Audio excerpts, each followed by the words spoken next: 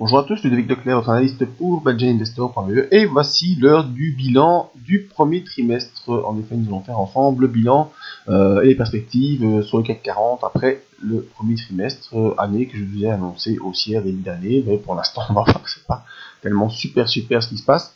Je vous informe sur les risques parce que le marché comporte des risques et des pertes n'est pas adapté à tous les profils d'investisseurs. C'est à vous-même d'évaluer vos propres risques. Moi, je ne suis pas là pour vous conseiller dans vos opérations. Ce que je vous conseille, c'est d'utiliser des comptes démo afin d'établir et tester vos stratégies. Ma stratégie à moi, c'est l'analyse des impulsions, analyse qui sert à analyser les tendances, les retournements, les accélérations, avec différents outils dans le graphique, différents outils en dehors du graphique. Il y a des formations qui sont là avec 4 séances de théorie minimum. Ça ne veut pas dire qu'il n'y en a que 4, ça veut dire qu'il y en a 4 au moins. Il y a un coaching ensuite de 12 mois, vous verrez comment ça se passe. Alors j'ai décidé de prendre 10 élèves maximum par an parce qu'après ça fait trop à gérer. Et actuellement, il reste 4 places avec les prochaines sessions à partir du mois de mai 2018. Les principes de base, c'est quoi? Trouver une ligne de départ, attendre le signal graphique, confirmer par les 5 feux verts que certains appellent les 5 Graal, et suivre avec un stop loss. C'est très simple, c'est à la portée de tout le monde. Voyons l'évolution du CAC 40. Eh bien, notre graphique sur très longtemps, qui part en commençant 2000, graphique mensuel où vous avez annoncé la fin de la baisse de 17 ans de baisse avec le passage ici courant du mois de mars 2017 au-dessus de notre ligne mauve. Vous avez également signalé que tant qu'on restait au-dessus de certains niveaux que j'avais d'abord identifiés à 5259, eh bien on n'aurait pas de souci.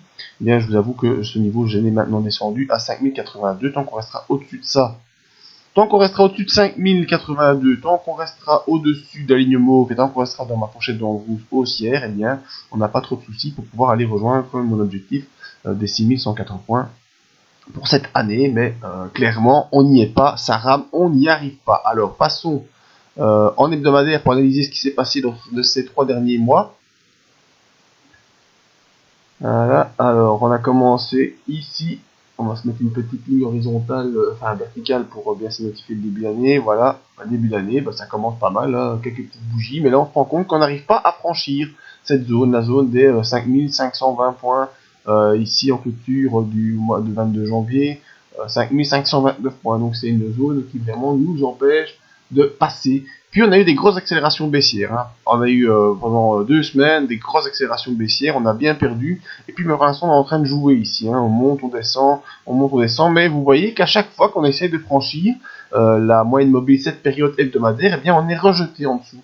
Et on coince pour l'instant ici entre 5082 et la moyenne mobile de cette période hebdomadaire qui est à 5222. Dans les mauvaises nouvelles également, on a les bandes de Bollinger qui sont en train de s'ouvrir vers le bas. Donc ça c'est pas une superbe nouvelle, en tout cas pour la suite.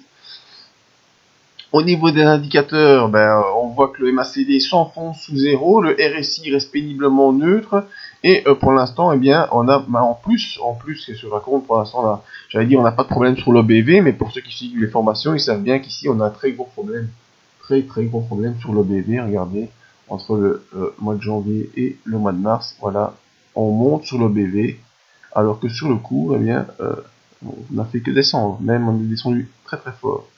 Voilà, entre le mois de janvier et le mois de mars, l'OBV est en divergence haussière, et ça, ceux qui suivent les formations savent ce que ça veut dire. Alors, pour les autres qui suivent pas les formations, moi je vous dirais, faites super attention, gérez bien vos techniques par des stop loss parce que ça risque de secouer.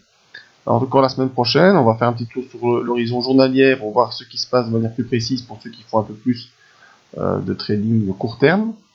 Eh bien, qu'est-ce qu'on voit? La ligne verticale, c'est une ligne hebdomadaire, mais je peux tracer des lignes journalières.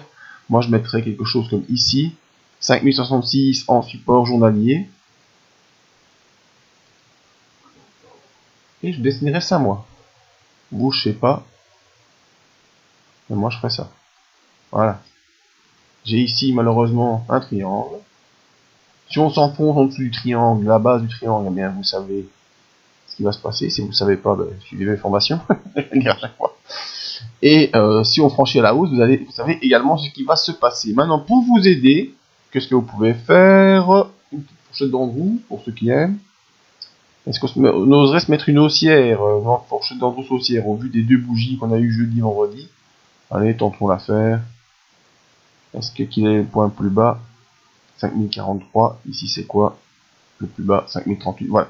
Donc je me suis mis une petite fourchette d'Andrew Saucière ici, pour bien commencer la semaine. Vous voyez que on est en train de jouer avec la moyenne mobile cette période. Les bandes de Bollinger en journalier sont également tournées vers le bas.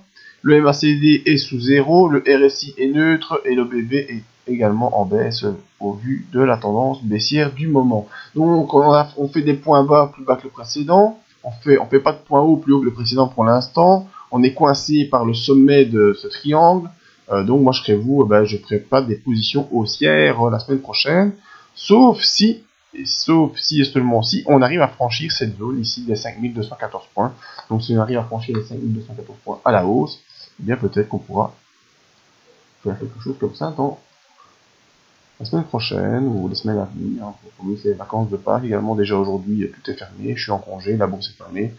Voilà, il y a un peu moins d'opérateurs sur le marché, mais voyons ce qui va se passer la semaine prochaine. Si on pense à la hausse de cette zone, la zone des 5212 points, ce sera, je ne sais plus si on trade lundi, on verra bien.